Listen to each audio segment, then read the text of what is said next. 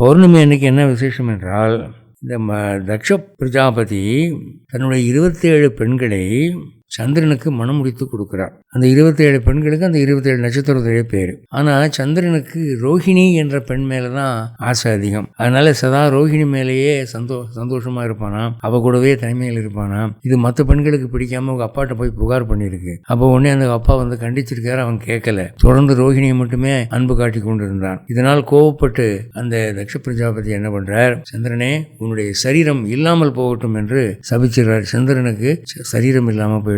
அப்போ உலகம் ஒளி இழந்தது. சந்திரன் மூலிகைகளுக்கெல்லாம் அதிதெய்வம். மூலிகைகள்லாம் வாடி விட்டன. அப்போ எல்லாரும் போய் பிரம்மா கிட்ட முறையிட்ட போது பிரம்மா சொன்னாரா, நீங்க எல்லாரும் பெருமாள்கிட்ட போங்க. பெருமாள்கிட்ட போய் முறையிட்ட பெருமாள் சொன்னாரா, நீங்க எல்லாரும் மூலிகைகளை பிடுங்கி கொண்டு வந்து பார்க்கடலிலே போட்டு அதை நீங்கள் பார்க்கடலை கடைந்தால் மறுபடி சந்திரன் வருவான்னு சொல்றாரு. அதே மாதிரி இவர்கள் எல்லாம் பார்க்கடல்ல மூலிகைகளை போட்டு கடைந்த போது சந்திரன் மறுபடி உடல் பெற்று எழுந்தான். அது மட்டும் இல்ல, பார்க்கடல் அமுதமும் வந்தது அப்படின்னு சொல்லிட்டு இந்த பௌர்ணமி அன்னைக்கு என்ன செய்யணும் அப்படின்னா, உபவாசம் இருந்து பணமாவது பொருளாவது வேத அறிஞர்களுக்கு தானம் செய்ய வேண்டும். அப்படி செஞ்சா நல்ல அழகான வடிவமும் புகழும் பணமும் உணவும் பெருகும் அப்படின்னு சொல்லியிருக்கார். இதோட உங்களுக்கு இந்த திதி மகிமை முடிந்தது. இப்போ 14 சதுர்தசி 14, அதுக்கப்புறம் அமாவாசை, பௌர்ணமி, 16 திதிகளுக்கான கதைகள் சொல்லிட்டேன். நீங்க இந்த திதி மகிமையை பக்தியோடு தியானித்தாலே பெரிய புண்ணியம்.